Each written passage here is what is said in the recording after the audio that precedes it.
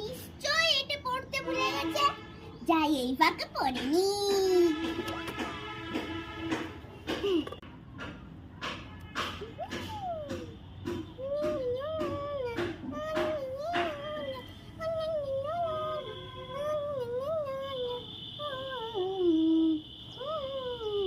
কি ব্যাপার, আমার লিপস্টিকটা পাচ্ছি না, দেখি তো, রেখে এসছি নাকি বাইরে। এই মিষ্টি মিষ্টি, তুই কি করছিস আয়না নিয়ে মুখ ঢেকে? আমার লিপস্টিকটা দেখেছিস?